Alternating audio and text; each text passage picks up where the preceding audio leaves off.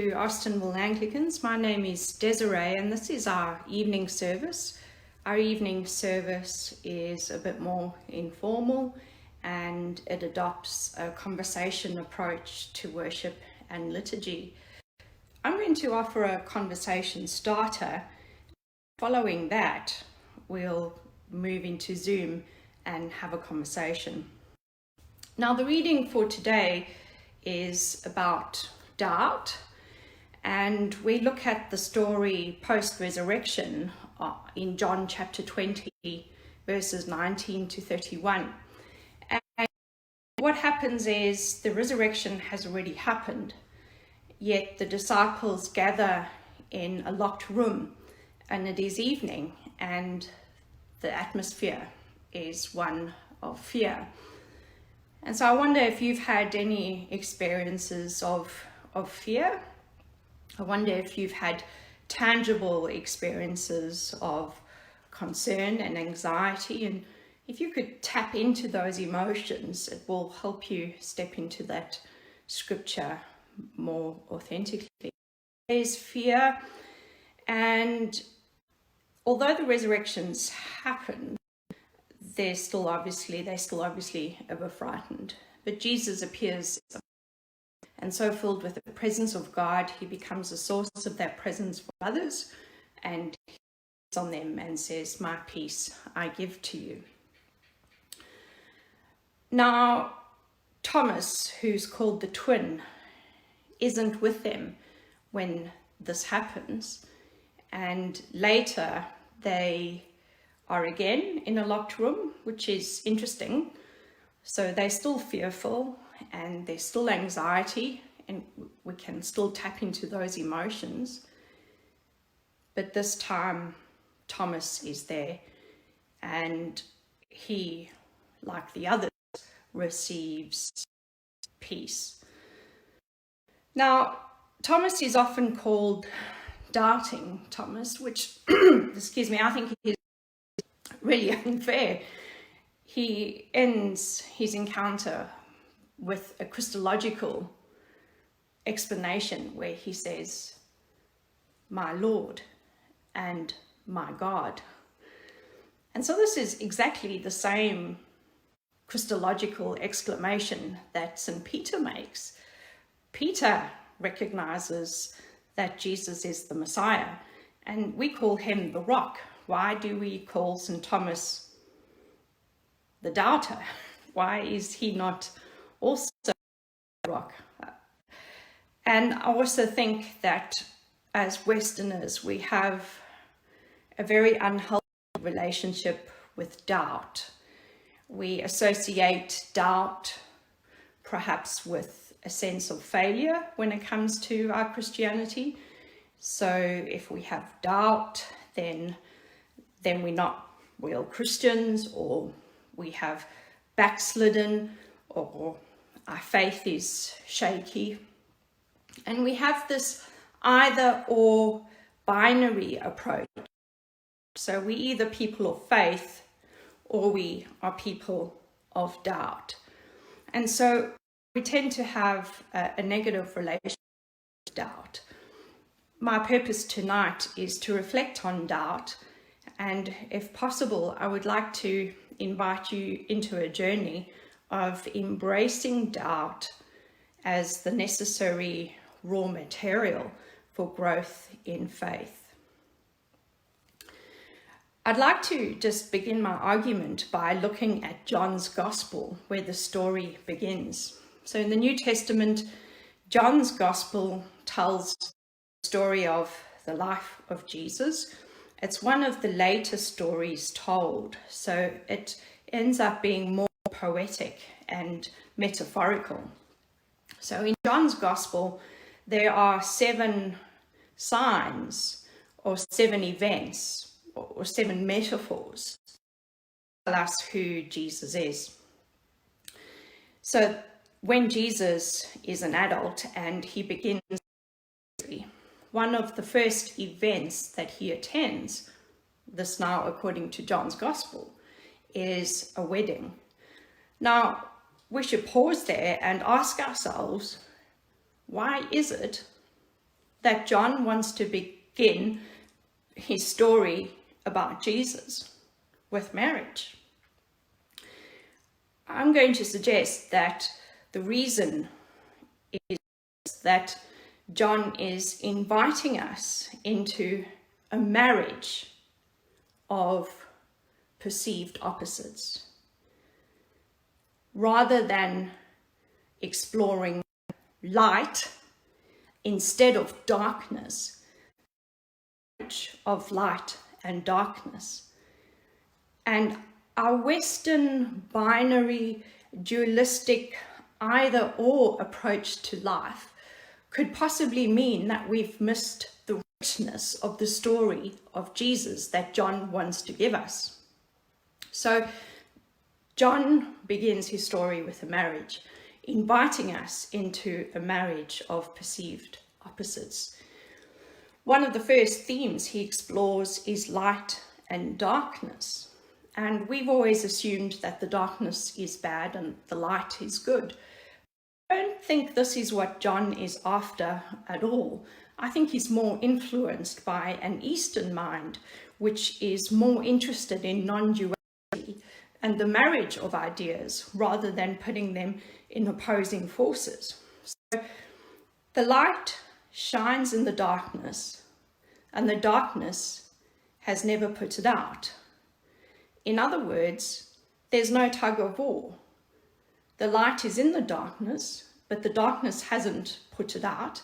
So in other words, light and darkness are there playing together. Darkness doesn't put light out, but likewise, light destroys darkness. So perhaps a better interpretation could be that the light plays with the darkness, or the light plays in the darkness. So the first marriage I'd like to offer is this marriage of light and dark, and to see both of them as healthy and whole and necessary for our growth in faith. And hopefully this could set us up for a marriage of other ideas that John wants us to consider. So I'm suggesting that he begins his story of Jesus with the idea of marriage to get us to marry seemingly opposing ideas. As the story goes on, we could that argument. So, for example, there's a Samaritan woman who stands outside the faith tradition, a holy Pharisee, Nicodemus. Jesus in the darkness, but the Samaritan woman meets Jesus in the light. And if we've learned to marry light and darkness, we can learn to marry Nicodemus, the male Pharisee, a leader in his tradition, and the Samaritan woman, someone who stands far outside the tradition. We can marry both of them, and both are companions in our journey of faith. And time doesn't permit me now, but we could go through the whole of John, explaining how he marries in a non-dual way these perceived opposites. So when John 20, towards the end of his story, towards the end of John's story of Jesus, what we have locked up in the room is both faith and doubt. And the presence of faith does not destroy the presence of doubt, but the presence of Christ embraces both faith and doubt. And so there's a marriage of faith and doubt, which is a necessary wholeness, growth in discipleship with Jesus. The Buddhist sages say, faith, more doubt. The more doubt, the more faith. Now, obviously, this isn't a blanket rule that we can apply in all circumstances, but I'm inviting you to marry doubt to your faith. And so what if doubt is not the opposite of faith? but a very necessary step in the growth of faith and wisdom. There are stages in our faith development, and we can talk more about those if you wish, but often the experience of doubt that we have is not a story that our faith has dimmed. It's usually a story that our faith has matured deeper and gained wisdom. And someone describes it in the following way. Imagine that there are stages of faith development, and each of these stages of faith development is represented by a swing that a trapeze artist would use in a circus. Now, in order to move from one swing to the next, the trapeze artist has to let go of the swing that she's on. So before she can grab the next bar of the swing, where she's in free fall and she's holding nothing at all. And that often is the experience of doubt, where the ground is pulled right out under our feet, and some priest has come and messed with our ideas of God, and we no longer know what we believe. But often the experience that happens before we grab the next stage of faith. And so I'm suggesting that doubt is often a sign of growth in faith and not the absence of faith itself. I find this a very comforting passage.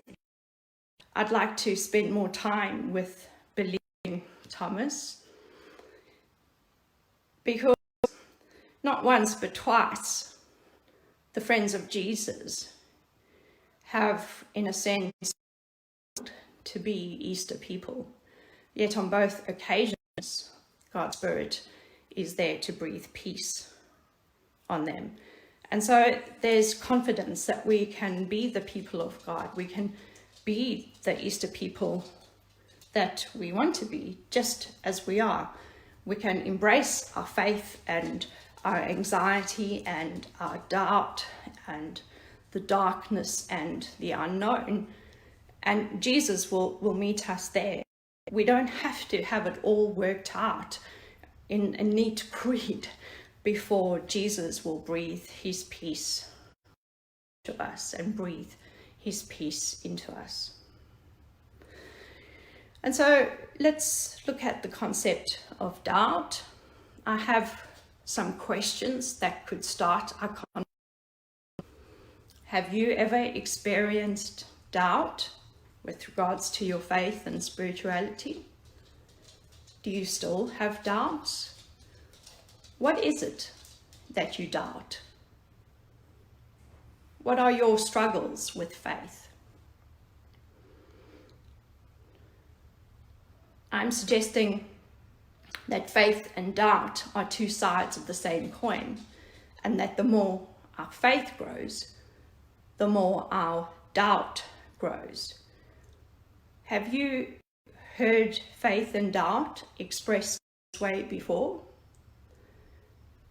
How do you feel when I invite you to embrace doubt as part of your faith journey and not something to reject in order to have faith?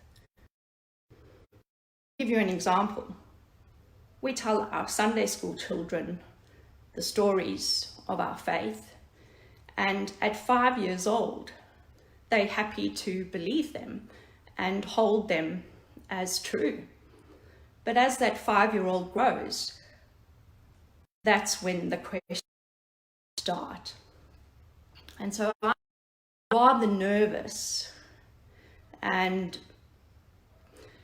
feel rather uncomfortable. This is just my own response around those who themselves as true believers. And that's possibly because I don't have that certainty that they seem to offer. But learning with Thomas, I think the more authentic journey is that doubt and faith are dance partners in the growth of wisdom, and it is the wisdom that I seek. So if you'd like to continue this conversation, we're on Zoom. Now the Zoom ID and the Zoom password is on our website. If you already have the Zoom ID, the password is 030920. Let me just check that.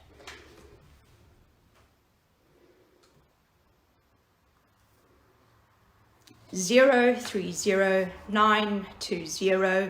if you would like to continue this conversation on Zoom. Go to our website to get the Zoom ID, and it is rather risky, I suppose, putting it on the website, but I will be checking people as they come into the waiting room. So if there's someone that I don't recognize, just send me an SMS to let me know that you're legit, and I'll let you the Zoom meeting. I look forward to hearing your thoughts, and I look forward to continuing the worship and the conversation.